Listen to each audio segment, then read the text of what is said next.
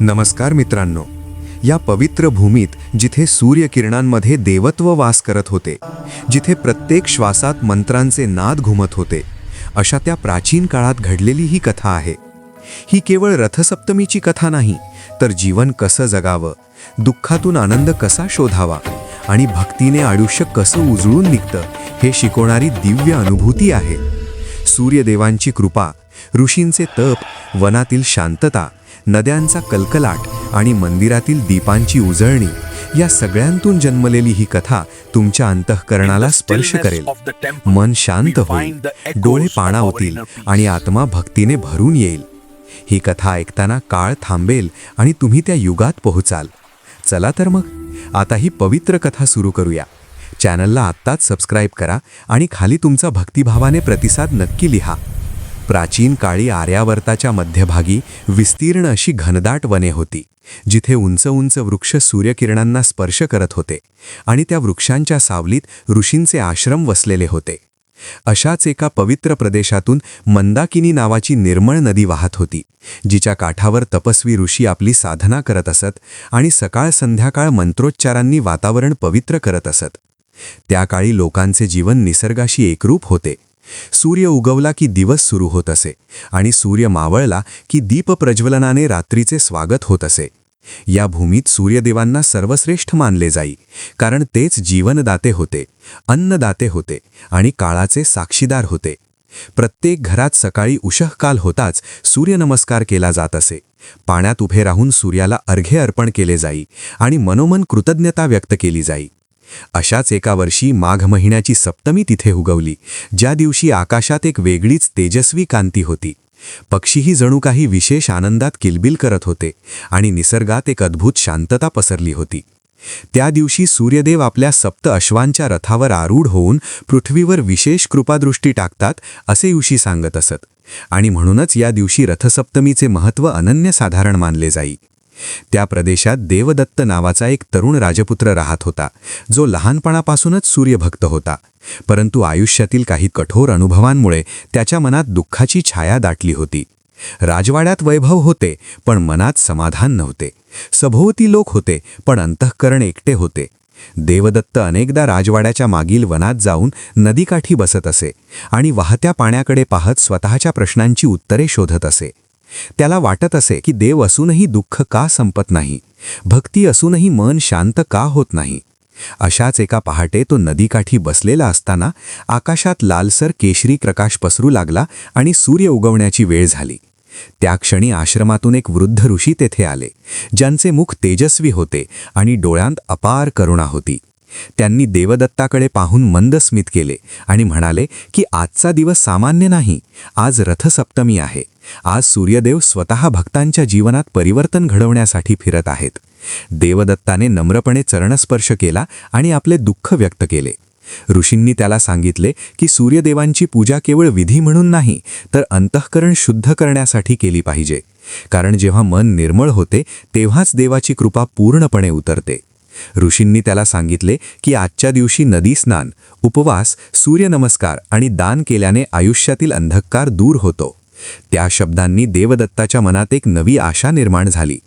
त्याने ठरवले की आजचा दिवस तो पूर्ण श्रद्धेने आणि समर्पणाने पाळेल. नदीत उतरून त्याने स्नान केले. थंड पाण्याने जणू त्याचे दुःख धुवून निघाले. त्याने सूर्याला अर्घ्य दिले, मंत्र म्हटले आणि पहिल्यांदाच त्याचे डोळे आनंदाश्रूंनी भरून आले. त्या क्षणी त्याला जाणवले की देव नेहमीच जवळ होते, फक्त त्याचे मन बंद होते. रथसप्तमीच्या त्या पवित्र सकाळी निसर्ग, देव आणि मानव यांच्यातील नाते पुन्हा एकदा दृढ झाले आणि देवदत्ताच्या जीवनात परिवर्तनाची पहिली किरणे उमटली. रथसप्तमीच्या त्या पवित्र सकाळीनंतर देवदत्ताच्या मनात एक वेगळीच स्थिरता उतरली होती. नदीकाठी केलेल्या स्नानानंतर आणि सूर्याला अर्पण केलेल्या अर्घ्यानंतर त्याला जणू अंतःकरणात दीर्घकाळ साचलेला भार हलका झाल्यासारखा वाटत होता. वृद्ध ऋषींनी त्याला आश्रमात येण्याचे आमंत्रण दिले आणि देवदत्त नम्रपणे त्यांच्या मागे मागे चालू लागला. दाट वनातून जाताना पक्ष्यांचे कलरव, पानांमधून गळणारे सूर्यकिरण आणि वाऱ्याच्या मंद झुळुकीत हलणारी फुले यामुळे त्याला वाटू लागले की निसर्गही आज त्याच्याशी संवाद साधत आहे. आश्रमात पोहोचल्यावर ऋषींनी अग्नी प्रज्वलित केला, समिधा अर्पण केल्या आणि सूर्यदेवांच्या स्तोत्रांचा गूढ नाद आसमंतात पसरू लागला. त्या मंत्रोच्चारांत देवदत्त हरवून गेला आणि त्याचे मन एकाग्र होत गेले. ऋषींनी त्याला सांगितले की सूर्यदेव केवळ आकाशातील तेजस्वी गोळा नाहीत, तर ते धर्म, कर्तव्य, सत्य आणि सातत्य यांचे प्रतीक आहेत. जो मनुष्य दररोज उगवणाऱ्या सूर्याप्रमाणे आपले कर्तव्य न चुकता करतो, तोच खरा सुखी होतो.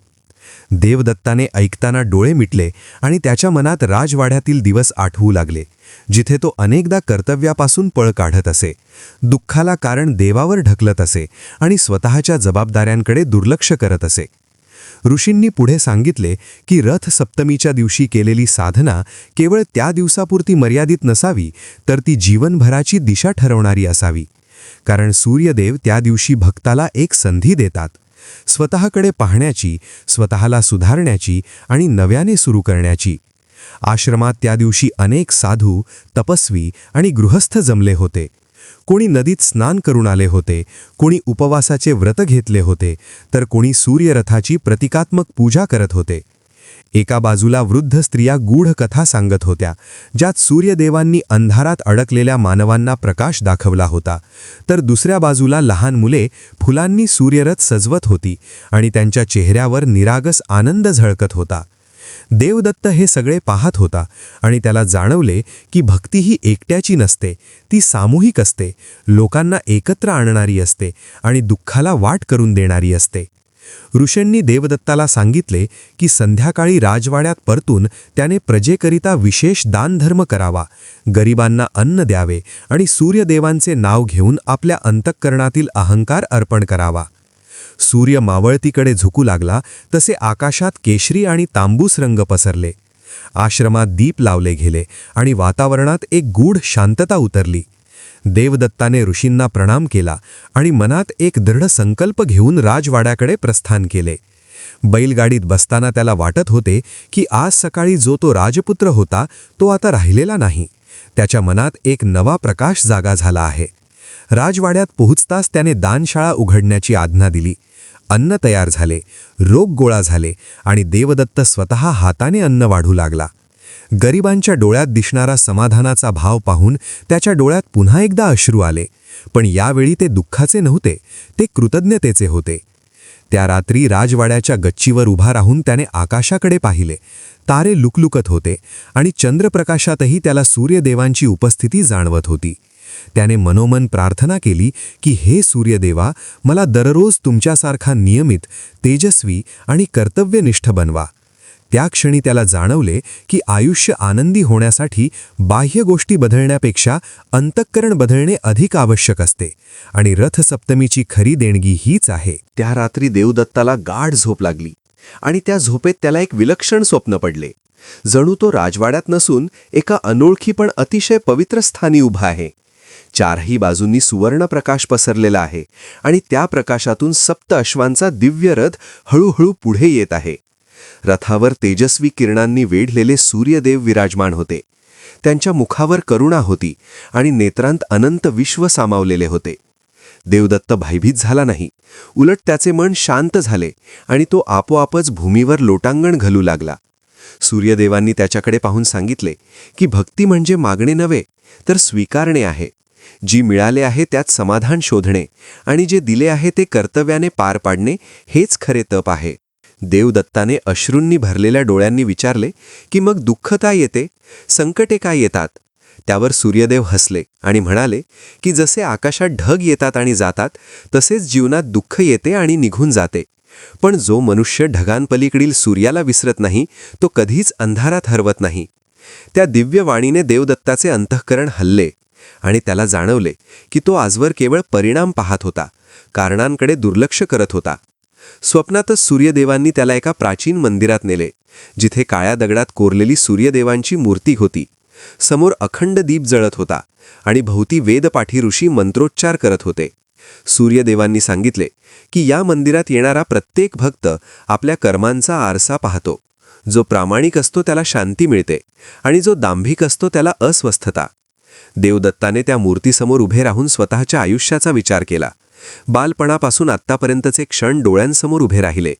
चुकलेले निर्णय, न बोललेली सत्ये, दुर्लक्षित कर्तव्ये आणि अनावश्यक अभिमान याची जाणीव होत गेली. सूर्यदेवांनी त्याला सांगितले की रथसप्तमी ही केवळ उत्सवाची तारीख नाही, ती आत्मपरीक्षणाची वेळ आहे, ज्या दिवशी मनुष्याने स्वतःच्या अंतरंगात डोकावून पाहिले पाहिजे. तेवढ्यात आश्रमातील शंखनादाचा आवाज आला आणि देवदत्ताची झोप उडाली. पहाट झाली होती आणि पूर्वेकडील आकाश पुन्हा एकदा लालसर होत होते. तो उठून बसला आणि स्वप्न अजूनही मनात जिवंत होते. त्याला वाटले की हे केवळ स्वप्न नव्हते, तर एक संदेश होता. त्याने स्नान केले, स्वच्छ वस्त्रे परिधान केली आणि राजवाड्यातील मंदिरात जाऊन सूर्यदेवांच्या मूर्तीसमोर ध्यानात बसला. आज ध्यान करताना त्याला मन एकाग्र ठेवणे सोपे वाटत होते. विचारांचा कोलाहल थांबला होता आणि श्वासोच्छ्वासात एक लय निर्माण झाली होती. ध्यान संपल्यावर त्याने निर्णय घेतला की तो केवळ राजपुत्र म्हणून नव्हे, तर एक सेवक म्हणून राज्य करेल. त्या दिवशी सभेत बसताना त्याने पहिल्यांदाच प्रजेच्या तक्रारी शांतपणे ऐकल्या. न्याय देताना कठोरपणा कमी आणि करुणा अधिक होती. वृद्ध शेतकऱ्याच्या डोळ्यात पाणी आले, एका विधवेच्या चेहऱ्यावर समाधान दिसले आणि देवदत्ताच्या मनात एक वेगळाच आनंद निर्माण झाला. त्याला जाणवले की अधिकारात असताना सेवा करता येणे हीच खरी शक्ती आहे. संध्याकाळी तो पुन्हा एकदा नदीकाठी गेला. सूर्य मावळत होता आणि पाण्यावर सोनेरी प्रतिबिंब पडले होते. त्याने हात जोडून सूर्याला नमस्कार केला आणि मनोमन सांगितले की आज मला जीवनाचा खरा अर्थ समजायला सुरुवात झाली आहे. त्या क्षणी त्याला जाणवले की रथसप्तमीने त्याला केवळ धार्मिक विधी शिकवले नाहीत, तर माणूस म्हणून घडवण्याची प्रक्रिया सुरू केली आहे आणि ही प्रक्रिया आयुष्यभर चालणारी आहे. रथसप्तमीचा तो दिवस संपल्यानंतरही देवदत्ताच्या जीवनातील बदल थांबले नाहीत. उलट प्रत्येक उगवत्या सूर्याबरोबर त्याच्या मनातील प्रकाश अधिक गडद होत गेला. काही दिवसांनी राजवाड्याच्या सभागृहात मोठी सभा बोलावण्यात आली. दूरदूरच्या गावांतील प्रमुख, ऋषी, वैद्य, शिल्पकार आणि सामान्य प्रजाजनही उपस्थित होते. कारण देवदत्ताने ठरवले होते की आता निर्णय एकट्याने नाही, तर सर्वांच्या साक्षीने घ्यायचे. सभागृहात प्रवेश करताना त्याने सूर्यदेवांच्या दिशेकडे पाहून मनोमन नमस्कार केला आणि सिंहासनावर बसण्याऐवजी तो सभेच्या मध्यभागी साध्या आसनावर बसला. हे पाहून सगळ्यांना आश्चर्य वाटले. देवदत्ताने शांत स्वरात सांगितले की राजा म्हणजे सर्वांचा मालक नसून सर्वांचा रक्षक असतो आणि रक्षणासाठी प्रथम ऐकणे आवश्यक असते. त्या दिवशी पहिल्यांदाच सभेत भीती नव्हती. लोक मोकळेपणाने बोलत होते, आपली दुःखे मांडत होते आणि देवदत्त प्रत्येक शब्द लक्षपूर्वक ऐकत होता. एका गावातील नदी आटल्याची व्यथा सांगण्यात आली, तर दुसऱ्या गावातील मंदिर जीर्ण झाल्याची चिंता व्यक्त झाली. कुणी वनातील प्राण्यांमुळे होणाऱ्या नुकसानीबद्दल बोलले, तर कुणी आश्रमाला अन्नधान्याची गरज असल्याचे सांगितले. देवदत्ताने प्रत्येक गोष्टीची नोंद घेतली आणि लगेचच उपाययोजना जाहीर केल्या. नदीसाठी जलसंधारण, मंदिरासाठी शिल्पकार, वनासाठी नियम आणि आश्रमासाठी धान्य. हे निर्णय घेताना त्याच्या चेहऱ्यावर अहंकार नव्हता, तर सेवाभाव होता. सभेच्या शेवटी वृद्ध ऋषी उभे राहिले आणि म्हणाले की सूर्यदेवांनी आज या राज्याला खरा वारस दिला आहे. कारण ज्याच्या मनात प्रकाश आहे, तोच इतरांना प्रकाश देऊ शकतो. त्या शब्दांनी देवदत्ताचे डोळे पाणावले, कारण त्याला जाणवले की ही प्रशंसा त्याच्या पदासाठी नव्हे, तर परिवर्तनासाठी आहे. त्या रात्री राजवाड्यात मोठा दीपोत्सव झाला. प्रत्येक अंगणात दीप लावले गेले, मंदिरात विशेष पूजा झाली आणि प्रजाजन आनंदाने एकमेकांना अन्न वाटू लागले. देवदत्त मात्र गच्चीवर उभा राहून हे सगळे शांतपणे पाहत होता. त्याला वाटत होते की हा आनंद बाहेरचा नाही, तर आतून येणारा आहे. दुसऱ्या दिवशी पहाटेच तो बैलगाडीत बसून जंगलाकडे निघाला, कारण त्याला ऋषींनी सांगितले होते की खरा राजा केवळ सिंहासनावर नाही, तर भूमीवर चालताना घडतो. वनात प्रवेश करताच त्याने पाहिले की काही शिकारी नियम मोडून प्राण्यांना त्रास देत आहेत. देवदत्ताने त्यांना थांबवले, समजावले आणि वनसंरक्षणाचे महत्त्व पटवून दिले. त्याच्या शांत पण ठाम वाणीने ते शिकारीही लाजले आणि त्यांनी आपली चूक मान्य केली. पुढे जाताना त्याला एक लहान आश्रम दिसला, जिथे एक तरुण ऋषी तप करत होता. देवदत्ताने त्याच्याशी संवाद साधला आणि त्याला आवश्यक वस्तू देण्याचे वचन दिले. त्या तरुण ऋषीने देवदत्ताला आशीर्वाद दिला आणि सांगितले की जो राजा तपस्व्यांचे रक्षण करतो, त्याचे राज्य आपोआप सुरक्षित राहते. संध्याकाळी नदीकाठी पोहोचल्यावर देवदत्ताने पाहिले की काही स्त्रिया पाण्यासाठी दूरवरून येत आहेत. त्याने लगेचच तिथे घाट बांधण्याची आज्ञा दिली. आणि त्याच्या मनात विचार आला की सेवा ही मोठ्या गोष्टींमध्ये नसून छोट्या सोयींमध्ये असते. सूर्य मावळताना त्याने पुन्हा एकदा अर्घ्य दिले आणि मनोमन म्हणाला की आज मला समजले की रथसप्तमीचा संदेश एका दिवसापुरता नसून प्रत्येक दिवसासाठी आहे. त्या क्षणी त्याला जाणवले की आयुष्य आनंदी होण्यासाठी मोठे यज्ञ किंवा कठोर तप आवश्यक नसते, तर सातत्याने केलेली छोटी चांगली कर्मेच खरा उत्सव असतात आणि सूर्यदेव त्या प्रत्येक कर्माचा साक्षीदार असतात. रथ सप्तमीच्या दिवसानंतर काही आठवडे उलटले तरी देवदत्ताच्या अंतःकरणातील परिवर्तन अधिकच गहिरे होत चालले होते. सकाळी सूर्य उगवण्याआधी उठून नदीस्नान, ध्यान आणि सूर्यनमस्कार हे त्याचे नित्यकर्म झाले होते आणि या सातत्यामुळे त्याच्या विचारांमध्ये स्थैर्य आले होते. एका सकाळी ध्यानातून उठल्यानंतर त्याच्या मनात एक वेगळाच विचार उमटला की केवळ स्वतः बदलून उपयोग नाही, तर प्रजेच्या जीवनातही आनंदाचा प्रकाश पोहोचला पाहिजे. त्याच दिवशी त्याने राज्यातील सर्व प्राचीन मंदिरांची पाहणी करण्याचा संकल्प केला, कारण ऋषींनी सांगितले होते की ज्या भूमीत देवळे जागृत असतात तिथे लोकांचे मनही जागृत राहते. देवदत्त साध्या वस्त्रात थोड्या सेवकांसह बैलगाडीत बसून प्रवासाला निघाला. वाटेत विस्तीर्ण शेती, हिरवीगार वनराई, डोंगरांच्या कुशीत वसलेली लहान गावे पाहताना त्याला जाणवले की हे राज्य केवळ सीमांनी बांधलेले नाही, तर लोकांच्या श्रद्धेने जोडलेले आहे. पहिल्या मंदिरात पोहोचल्यावर त्याने पाहिले की काळाच्या ओघात पूजाविधी केवळ औपचारिक झाले होते. पुजाऱ्यांच्या चेहऱ्यावर थकवा होता आणि भक्तांची संख्या कमी झाली होती. देवदत्ताने पुजाऱ्यांशी संवाद साधला, त्यांना आदराने वागवले आणि सांगितले की पूजा ही देवासाठी नसून माणसाच्या अंतःकरणासाठी असते. त्याने मंदिराच्या सभामंडपात प्रजेकरता कथा, भजन आणि सूर्यदेवांचे स्तोत्र यांची व्यवस्था करण्याची आज्ञा दिली, जेणेकरून लोक पुन्हा एकदा श्रद्धेने एकत्र येतील. पुढे जाताना त्याला एक अतिशय जुने सूर्यदेवांचे मंदिर दिसले, ज्याची मूर्ती काळ्या दगडात कोरलेली होती आणि आसपास शांतता पसरली होती. त्या मंदिरात प्रवेश करताच देवदत्ताचे मन आपोआपच शांत झाले आणि त्याला रथसप्तमीच्या स्वप्नाची आठवण झाली. त्याने तिथे दीर्घकाळ ध्यान केले आणि जाणवले की जिथे अहंकार नसतो तिथे देवत्व प्रकट होते. त्या मंदिराच्या पायऱ्यांवर बसलेली एक वृद्ध स्त्री त्याच्या नजरेस पडली. तिच्या डोळ्यात दुःख होते आणि हात थरथरत होते. देवदत्ताने तिची विचारपूस केली असता कळले की तिचा मुलगा अन्नाभावी आजारी पडला आहे. त्या क्षणी देवदत्ताला समजले की भक्ती केवळ देवळात मर्यादित न ठेवता जीवनात उतरवली पाहिजे. त्याने तात्काळ वैद्य बोलावण्याची आणि त्या कुटुंबासाठी अन्नधान्याची व्यवस्था करण्याची आज्ञा दिली. वृद्ध स्त्रीच्या डोळ्यात जे समाधान दिसले ते कोणत्याही यज्ञाच्या फळाहून मोठे होते. पुढच्या प्रवासात देवदत्त एका घनदाट वनातून गेला, जिथे ऋषींचे लहान आश्रम होते. त्याने प्रत्येक आश्रमात जाऊन ऋषींचा आशीर्वाद घेतला, त्यांच्या गरजा विचारल्या आणि मनापासून सेवा करण्याचा प्रयत्न केला. एका आश्रमात एका ऋषींनी त्याला सांगितले की खरा राजा तोच जो प्रजेच्या दुःखाला स्वतःचे दुःख मानतो. हे शब्द देवदत्ताच्या मनात खोलवर रुतले. संध्याकाळी प्रवास संपवून तो नदीकाठी थांबला. सूर्य मावळत होता आणि आकाशात लालसर छटा पसरत होत्या. देवदत्ताने अर्घ्य देताना मनोमन प्रार्थना केली की मला कधीही माझ्या कर्तव्यापासून दूर जाऊ देऊ नकोस. त्या क्षणी त्याला जाणवले की रथसप्तमीने त्याला जे शिकवले ते केवळ एका उत्सवाचे महत्त्व नव्हते, तर आयुष्याला दिशा देणारे तत्त्वज्ञान होते.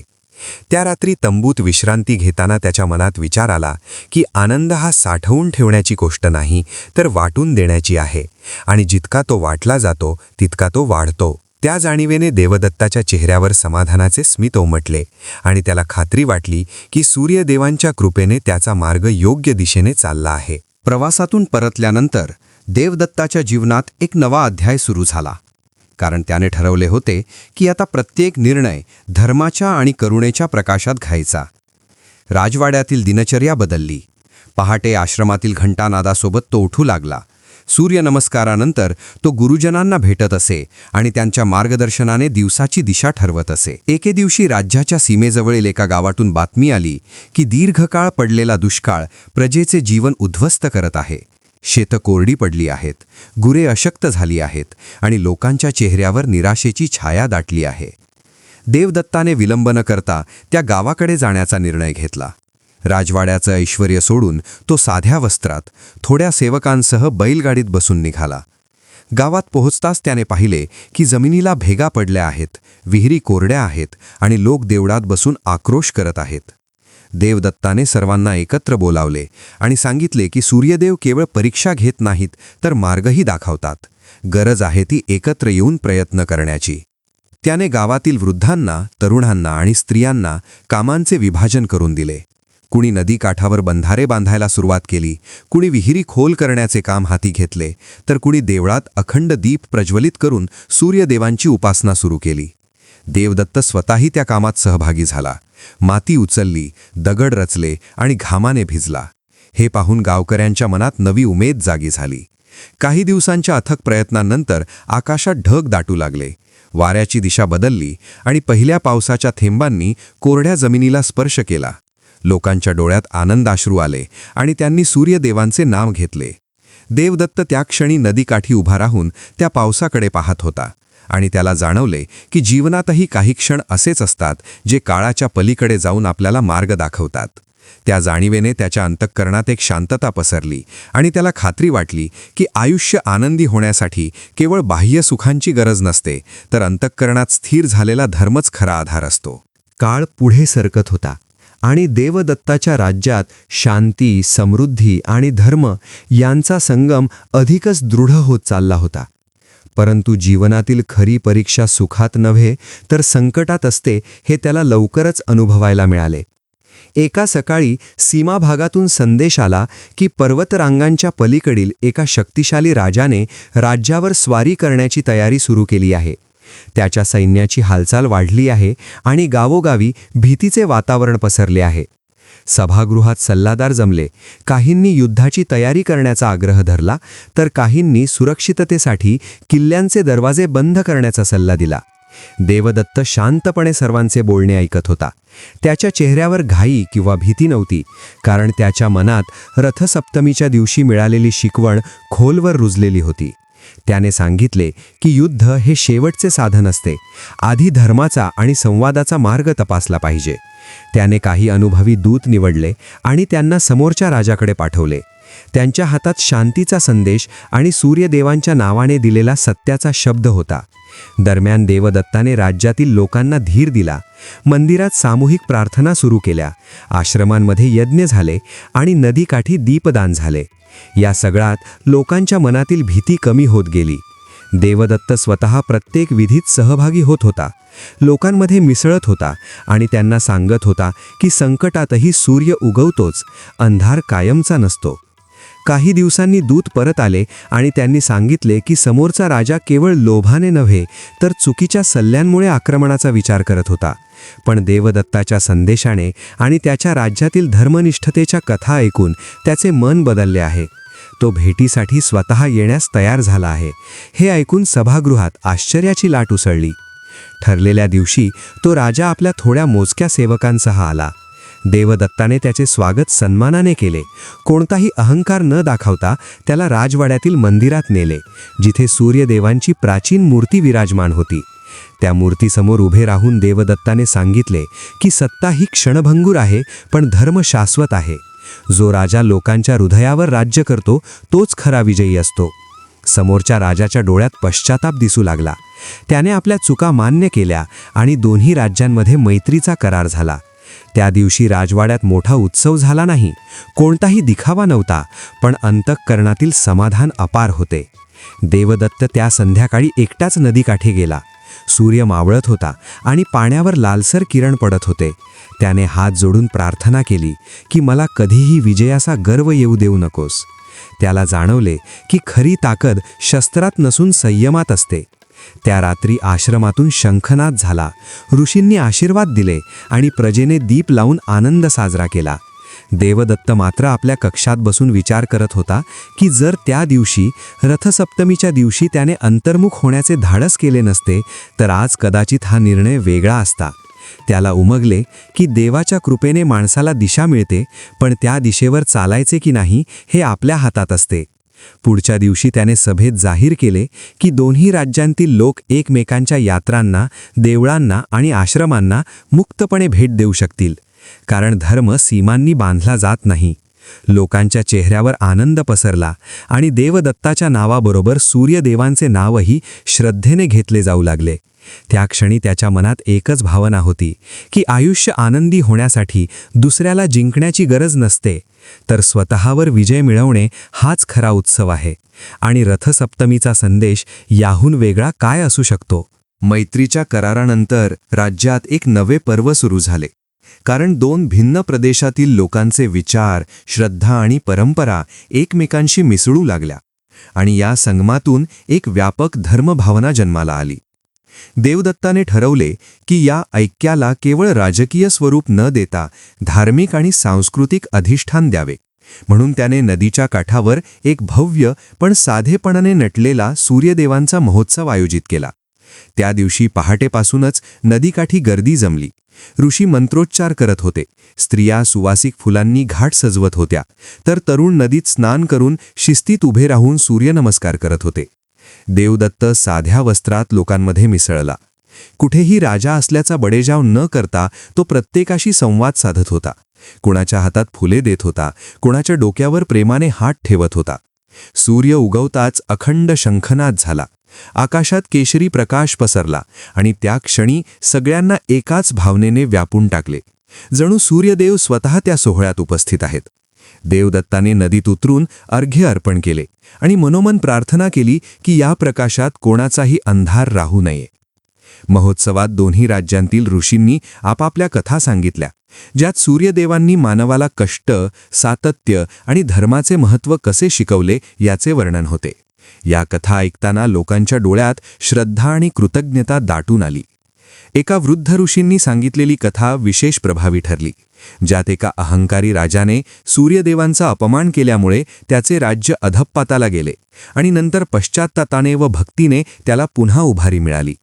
ही कथा ऐकून देवदत्त अंतर्मुख झाला आणि त्याने स्वतःच्या मनातल्या सूक्ष्म अहंकारालाही नम्रपणे वंदन केले. दुपारी अन्नदान सुरू झाले. मोठ्या पानांवर अन्न वाढले गेले. कोणी श्रीमंत, कोणी गरीब असा भेद नव्हता. सगळे एकाच पंक्तीत बसले होते आणि त्या दृश्याने देवदत्ताचे हृदय भरून आले. त्याला जाणवले की जेव्हा लोक एकत्र जेवतात तेव्हा त्यांच्यातील भिंती आपोआप कोसळतात. संध्याकाळी नदीवर दीप सोडण्यात आले. हजारो दिव्यांच्या प्रतिबिंबात नदी जणू तारकांनी सजली होती. लोक शांतपणे प्रार्थना करत होते आणि वातावरणात एक अलौकिक शांतता पसरली होती. देवदत्त नदीकाठी उभा राहून हे दृश्य पाहत होता आणि त्याला वाटले की आज रथसप्तमीचा खरा अर्थ साकार झाला आहे. कारण हा उत्सव केवळ विधी नव्हता, तर हृदयांना जोडणारा सेतू होता. त्या रात्री राजवाड्यात परतल्यानंतर त्याने एक महत्त्वाचा निर्णय घेतला की राज्यातील प्रत्येक बालकाला लहानपणापासून सूर्योपासनेचे आणि कर्तव्यनिष्ठेचे शिक्षण दिले जाईल, जेणेकरून पुढची पिढी केवळ परंपरा पाळणारी नव्हे, तर त्यांचा अर्थ समजून घेणारी बनेल. काही दिवसांनी आश्रमांमध्ये बालकांसाठी कथा, ध्यान आणि सेवाकार्य सुरू झाले. त्यात देवदत्त स्वतः वेळ काढून सहभागी होत असे आणि बालकांच्या निरागस प्रश्नांना उत्तरे देताना त्याला स्वतःलाही जीवनाचे नवे अर्थ गवसत होते. एके दिवशी एका बालकाने त्याला विचारले की सूर्य रोज उगवतो, मग देव कधी थकतो का? देवदत्त हसला आणि म्हणाला की देव कधीच थकत नाही, कारण तो देताना थकत नाही. त्या साध्या उत्तरातही त्याला रथसप्तमीची गूढ शिकवण दिसली. काळ जसजसा पुढे जात होता तसतसे देवदत्ताच्या आयुष्यातील आनंद अधिक स्थिर होत चालला होता. कारण तो आता क्षणिक समाधानात नव्हे, तर दीर्घकालीन अर्थपूर्ण सेवेत आनंद शोधत होता. त्याला उमगले की जेव्हा जीवनाचा केंद्रबिंदू स्वतःपासून दूर जाऊन समाजाकडे वळतो तेव्हाच खरा आनंद जन्माला येतो आणि सूर्यदेवांच्या प्रकाशासारखा तो आनंद सर्वदूर पसरतो. समय पुढे सरकत गेला तसे देवदत्ताच्या जीवनात बाह्य यशासोबत अंतर्मनाची एक सूक्ष्म कसोटी सुरू झाली. कारण लोकांच्या स्तुतीने आणि राज्याच्या वाढत्या कीर्तीने त्याच्या भोवती अदृश्य वलय निर्माण होऊ लागले होते. जिथे तो जात असे तिथे लोक नम्रतेने नतमस्तक होत. ऋषी त्याला धर्मराजा म्हणू लागले आणि प्रजाजन त्याच्याकडे देवासारखे पाहू लागले. हे सर्व पाहून देवदत्ताच्या मनात एक क्षणभर सूक्ष्म समाधान उमटत असे, पण लगेचच तो स्वतःला आवरत असे. एके संध्याकाळी तो राजवाड्याच्या मागील प्राचीन देवळात एकटाच बसला होता, जिथे सूर्यदेवांची लहानशी मूर्ती होती आणि समोर अखंड दीप जळत होता. त्या शांततेत त्याला स्वतःच्या श्वासाचा आवाज ऐकू येत होता आणि मनात प्रश्न उमटत होते की मी खरोखर धर्मासाठी काम करतो आहे की लोकांच्या प्रशंसेसाठी. त्या क्षणी त्याला रथसप्तमीच्या दिवशी पडलेले स्वप्न आठवले आणि सूर्यदेवांचे शब्द मनात घुमले की भक्ती म्हणजे स्वीकार आणि कर्तव्य. देवदत्ताने डोळे मिटले आणि मनोमन प्रार्थना केली की माझ्या मनात गर्वाचा अंशही राहू देऊ नकोस. त्या रात्री त्याला पुन्हा एक स्वप्न पडले. यावेळी तो एका विशाल मैदानात उभा होता जिथे हजारो लोक त्याच्या दिशेने पाहत होते. पण अचानक सूर्य ढगाळ गेला आणि अंधार पसरला. लोकांची नजर त्याच्यावरून हटली आणि तो एकटाच उरला. त्या अंधारात एक वृद्ध साधू प्रकट झाला आणि म्हणाला की जेव्हा प्रकाश स्वतःचा समजला जातो तेव्हा तो हरवतो, पण जेव्हा तो देवाचा मानला जातो तेव्हा तो कधीच जात नाही. देवदत्त दचकून जागा झाला आणि त्याच्या कपाळावर घाम होता, पण मन मात्र हलके झाले होते. दुसऱ्या दिवशी त्याने एक धाडसी निर्णय घेतला की काही काळ तो राजवाड्यापासून दूर जाऊन एका दूरच्या आश्रमात राहील आणि स्वतःला पुन्हा एकदा शून्यात आणेल. सल्लागारांनी विरोध केला, प्रजेने चिंता व्यक्त केली, पण देवदत्त ठाम राहिला. कारण त्याला उमगले होते की राजा असो वा सामान्य मनुष्य, स्वतःला तपासण्यासाठी एकांत आवश्यक असतो. तो साध्या वस्त्रात, कोणतीही ओळख न सांगता एका दाट वनातील आश्रमात पोहोचला, जिथे काही मोजके ऋषी साधना करत होते. तिथे त्याने लाकूड फोडले, पाणी आणले, अन्न शिजवले आणि कोणताही मान न घेता इतरांप्रमाणे काम केले. सुरुवातीला शरीर थकले, मन अस्वस्थ झाले, पण हळूहळू त्या श्रमांतच त्याला शांतता मिळू लागली. आश्रमातील एक वृद्ध ऋषी त्याच्याकडे पाहून म्हणाले की तू खूप ओळखीचा वाटतोस, पण तुझ्या डोळ्यात राजा नाही तर शोधक दिसतो. त्या शब्दांनी देवदत्ताचे डोळे पाणावले, कारण त्याला जाणवले की त्याची खरी ओळख इथे पुन्हा उघड होत आहे. आश्रमात रथसप्तमीचा दिवस आला तेव्हा कोणताही सोहळा नव्हता. फक्त पहाटे नदीस्नान, सूर्यनमस्कार आणि मौन. त्या साधेपणात देवदत्ताने जे समाधान अनुभवलं ते त्याने कधीच अनुभवलं नव्हतं. सूर्य उगवताना त्याला जाणवले की प्रकाशाला कुठलाही आवाज लागत नाही, तो शांतपणे आपले काम करतो आणि तेच त्याने शिकायचे आहे. काही दिवसांनी तो आश्रमातून परतण्यास तयार झाला, पण यावेळी त्याच्या मनात वेगळीच स्थिरता होती. आता तो जाणत होता की सत्ता ही साधन आहे, ध्येय नाही. राजवाड्यात परतताना त्याने नदीकाठी उभे राहून सूर्याला अर्घ्य दिले आणि मनोमन सांगितले की मला लोकांच्या नजरेत मोठे होऊ देऊ नकोस, पण त्यांच्या जीवनात उपयोगी ठरू दे. त्या क्षणी त्याला जाणवले की रथसप्तमीचा खरा अर्थ हा केवळ जीवन बदलण्यात नसून स्वतःला सतत तपासत राहण्यात आहे. कारण जो स्वतःवर लक्ष ठेवतो तोच इतरांसाठी योग्य मार्गदर्शक ठरतो. आणि या जाणीवेने देवदत्ताच्या जीवनातील आनंद अधिक शुद्ध आणि निखळ झाला. आश्रमातून परतल्यानंतर देवदत्ताच्या व्यक्तिमत्वात एक विलक्षण परिपक्वता उतरली होती. आता त्याच्या हालचालींमध्ये घाई नव्हती, निर्णयांमध्ये उतावळेपणा नव्हता आणि शब्दांमध्ये कटुता नव्हती. राजवाड्यातील प्रत्येक जण हा बदल जाणवत होता. सेवक असोत वा सल्लागार, सगळ्यांना वाटत होते की राजा अधिक शांत, अधिक ऐकणारा आणि अधिक समजून घेणारा झाला आहे. देवदत्ताने पुन्हा एकदा राज्यभ्रमण सुरू केले, पण यावेळी उद्देश केवळ समस्या सोडवणे नव्हता, तर लोकांच्या मनातील भाव जाणून घेणे हा होता. एका लहान गावात पोहोचल्यावर त्याला दिसले की काही तरुण परंपरांना कंटाळलेले आहेत. त्यांना विधी निरर्थक वाटत आहेत आणि ते श्रद्धेपासून दूर जात आहेत. देवदत्ताने त्यांना एकत्र बोलावले. कोणताही उपदेश न करता त्यांच्या शंकांना ऐकले आणि मग शांतपणे सांगितले की परंपरा ही साखळी नसून स्मृती असते, जी आपल्याला आपण कोण आहोत हे आठवण करून देते. त्याने रथसप्तमीचे उदाहरण देत सांगितले की सूर्य उगवतो हे सत्य आहे, पण त्या उगवण्याकडे पाहून मन जागे करणे हे परंपरेचे सार आहे. तरुणांच्या डोळ्यात कुतूहल दिसू लागले आणि त्यांनी पहिल्यांदाच त्या विधींचा अर्थ समजून घेण्याचा प्रयत्न केला.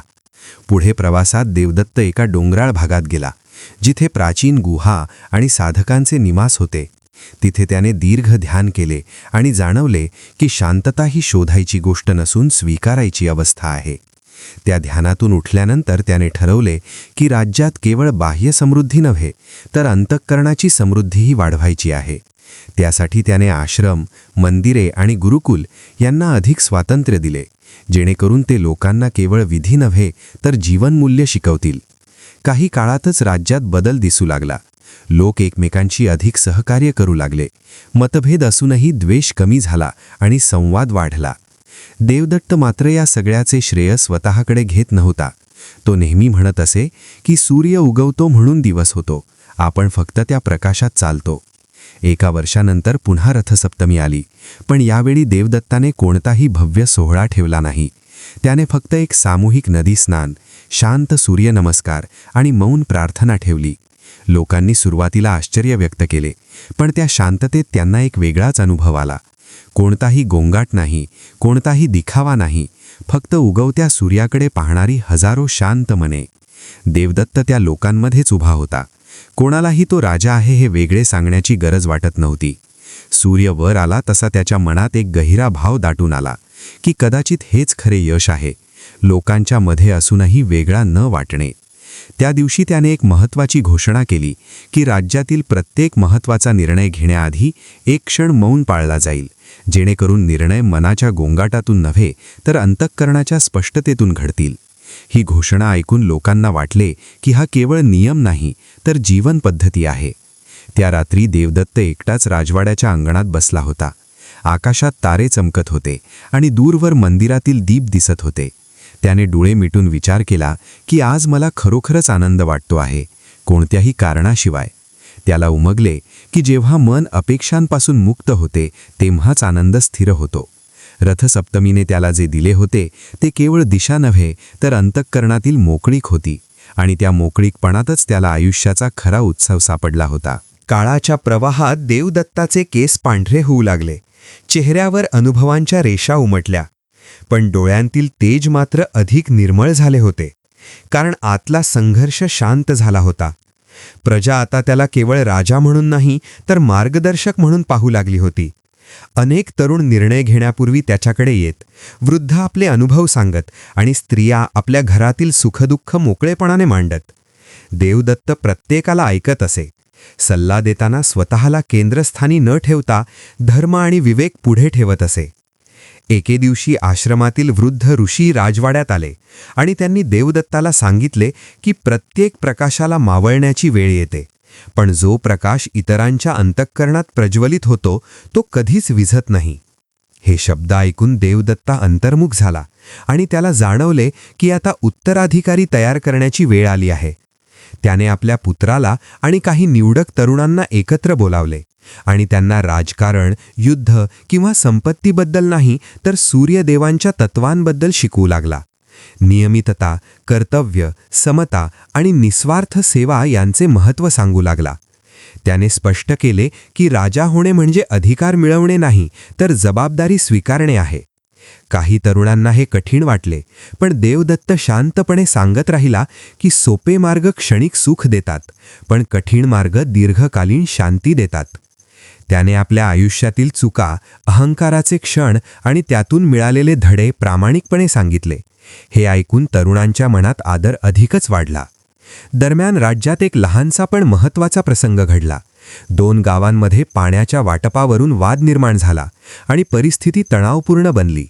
देवदत्त स्वतः तिथे गेला, दोन्ही बाजू ऐकून घेतल्या आणि कोणताही तात्काळ निर्णय न देता सर्वांना एकत्र नदीकाठी नेले. उगवत्या सूर्याकडे पाहून त्याने सांगितले की हा सूर्य दोन्ही गावांसाठी समान आहे, मग पाणी का वेगळे असावे. त्याने दोन्ही गावांना मिळून जलसंधारण करण्याची योजना दिली आणि त्या सहकार्यामुळे वाद आपोआप विरघळला. लोकांना जाणवले की हा निर्णय केवळ न्यायाचा नव्हता तर भावनिक एकतेचाही होता. त्या दिवशी संध्याकाळी देवदत्त एकटाच मंदिरात गेला.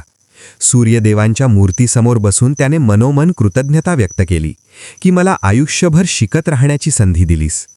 त्याला जाणवले की ज्ञान पूर्ण होत नाही, ते फक्त खोल जात जाते. काही दिवसांनी रथसप्तमी पुन्हा एकदा जवळ आली. यावेळी देवदत्ताने कोणतीही योजना केली नाही.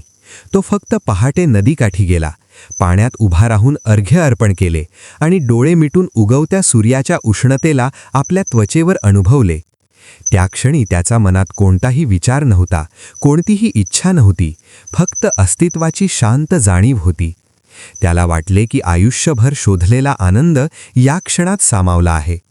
राजवाड्यात परतल्यावर त्याने आपल्या पुत्राला सिंहासनावर बसवण्याची घोषणा केली आणि स्वतः साध्या वस्त्रात सभेत उभा राहिला, कोणताही मोह न दाखवता. प्रजेला क्षणभर धक्का बसला, पण त्यांच्या डोळ्यांत अश्रू आणि आदर दोन्ही होते. देवदत्ताने सांगितले की सूर्य दररोज उगवतो आणि मावळतो, पण त्याची गती कधी थांबत नाही. तसेच जीवनाची गतीही पुढे जात राहिली पाहिजे. त्या क्षणी सर्वांना जाणवले की हा निरोप नाही तर एका चक्राची पूर्णता आहे. देवदत्ताच्या मनात शांत समाधान होते, कारण त्याने सत्ता नाही तर मूल्य पुढे दिली होती आणि रथसप्तमीने त्याला शिकवलेला हा धडा त्याच्या संपूर्ण आयुष्याचा सार बनला होता. सिंहासन पुत्राकडे सोपवल्यानंतर देवदत्ताचे जीवन पूर्णपणे बदलले. परंतु त्या बदलात दुःख नव्हते, तर विलक्षण हलकेपण होते. जणू दीर्घ प्रवासानंतर कोणी ओझे अलगद खाली ठेवावे. तो राजवाड्यातील ऐश्वर्य सोडून नदीकाठच्या जुन्या आश्रमात राहू लागला, जिथे त्याचे आयुष्य कधी काळी प्रश्नांनी भरलेले होते आणि जिथे रथसप्तमीच्या दिवशी त्याला पहिला प्रकाश मिळाला होता. आश्रमातील साधे जीवन, पहाटेचे स्नान, सूर्यनमस्कार, मौन आणि सेवा यातच त्याचे दिवस जाऊ लागले. लोक अजूनही त्याला भेटायला येत, मार्गदर्शन मागत, पण तो आता स्वतःला गुरु किंवा महापुरुष म्हणवत नव्हता. तो फक्त सांगत असे की सूर्य रोज उगवतो, त्याच्याकडे पहा आणि तुमचे उत्तर तुम्हालाच मिळेल. एके सकाळी रथसप्तमीचा दिवस उजाडला. आकाशात नेहमीपेक्षा अधिक स्वच्छता होती. वारा मंद वाहत होता आणि नदीचे पाणी सूर्यकिरणात चमकत होते. देवदत्त नदीत उतरला. पाण्यात उभं राहून त्याने अर्घ्य अर्पण केले आणि डोळे मिटले. त्या क्षणी त्याच्या आयुष्याची संपूर्ण वाटचाल त्याच्या मनात उमटली. राजपुत्र असताना असलेली अस्वस्थता, दुःखाने भरलेले प्रश्न, ऋषींचे शब्द, स्वप्नातील सूर्यदेव, सेवेत सापडलेला आनंद, अहंकाराशी केलेला संघर्ष आणि अखेरीस मिळालेली शांतता. त्याला जाणवले की आनंद हा एखादी गोष्ट मिळाल्यावर येत नाही, तर जे आहे त्याच्याशी मैत्री केली की तो आपोआप प्रकट होतो. सूर्य वर येऊ लागला तसा त्याच्या चेहऱ्यावर सौम्य स्मित उमटले. शरीर थकलेले होते, पण मन विलक्षण शांत होते. तो नदीकाठावर येऊन बसला. ओल्या वाळूत पाय रोवून बसताना त्याला जाणवले की आता कोणतीही इच्छा उरलेली नाही, कोणताही प्रश्न नाही, फक्त कृतज्ञता आहे. आश्रमातील ऋषींना समजले की देवदत्ताची वेळ जवळ आली आहे. ते शांतपणे त्याच्या आसपास बसले. मंत्रोच्चार सुरू झाले, पण देवदत्ताच्या चेहऱ्यावर कोणतीही भीती नव्हती. सूर्य पूर्णपणे उगवला तेव्हा देवदत्ताने हळूच डोळे उघडले, आकाशाकडे पाहिले आणि मनोमन म्हणाला की तू मला जे शिकवलेस त्याबद्दल मी कृतज्ञ आहे. त्या क्षणी त्याचा श्वास हळूहळू शांत झाला, शरीर स्थिर झाले आणि तो जणू त्या सूर्यकिरणात विलीन झाला. नदी वाहत राहिली, सूर्य चमकत राहिला. आश्रमात शांती पसरली आणि कुणालाही वाटले नाही की काही संपले आहे, कारण देवदत्ताने मागे जे सोडले होते ते शाश्वत होते. काही काळानंतर प्रजेने त्या आश्रमाजवळ एक लहानसे मंदिर उभारले, ज्यात सूर्यदेवांची मूर्ती आणि समोर देवदत्ताची कोणतीही प्रतिमा नव्हती, कारण लोकांनी समजून घेतले होते की तो व्यक्ती नव्हता, तर एक प्रवास होता. दरवर्षी रथसप्तमीच्या दिवशी लोक त्या नदीकाठी जमत, स्नान करत, सूर्यनमस्कार घालत आणि आपल्या आयुष्याकडे प्रामाणिकपणे पाहण्याचा प्रयत्न करत. कथा सांगताना वृद्ध लोक म्हणत की देवदत्ताने काही चमत्कार केले नाहीत, पण त्याने माणसाला माणूस बनवले आणि तेच सर्वात मोठे चमत्कार आहे. रथसप्तमीची ही खरी कथा म्हणून पिढ्यानपिढ्या सांगितली जाऊ लागली, कारण तिने लोकांना हे शिकवले की आयुष्य आनंदी होण्यासाठी बाहेर काही शोधण्याची गरज नसते. सूर्य रोज उगवतो, तसेच आपल्या आतही प्रकाश असतो, फक्त तो पाहण्याची दृष्टी हवी. आणि जो त्या दिवशी श्रद्धेने सूर्याला अर्घ्य देतो, तो केवळ देवाची पूजा करत नाही, तर स्वतःच्या आयुष्याला नवी दिशा देतो. हीच रथसप्तमीची खरी देणगी आहे आणि या देणगीतूनच जीवनाचा खरा उत्सव जन्माला येतो. ही रथसप्तमीची कथा केवळ ऐकण्यासाठी नाही, तर मनात साठवण्यासाठी आहे. आजच्या काळात जिथे माणूस सतत बाहेर सुख शोधतो, तिथे अशा कथा आपल्याला आठवण करून देतात की खरा आनंद आतूनच उगवतो, अगदी उगवत्या सूर्यासारखा. जर या कथेतील देवदत्ताचा प्रवास तुमच्या मनाला स्पर्श करून गेला असेल, जर कधीतरी तुम्हालाही वाटले असेल की आयुष्याला दिशा हवी आहे, तर ही कथा तुमच्यासाठीच होती. अशा प्राचीन, भावपूर्ण, भक्तिरसाने ओतप्रोत कथा तुम्हाला नियमितपणे ऐकायला मिळाव्यात, यासाठी तुमचा एक छोटासा सहभाग फार मोठा ठरतो. तुमचा एक शब्द, एक कमेंट, एक प्रतिक्रिया आम्हाला पुढे लिहिण्याची प्रेरणा देते. या कथेतील एखादा प्रसंग, एखादा संवाद, एखादी भावना तुमच्या मनात घर करून बसली असेल, तर ती नक्की व्यक्त करा. तुमचा भक्तिभावच या चॅनलची खरी शक्ती आहे. भक्तांनो, धार्मिक मराठी चॅनलला सबस्क्राईब करा आणि बेल आयकॉन दाबा. कथा आवडली तर लाईक करा आणि भक्तिभावाने कमेंट करा.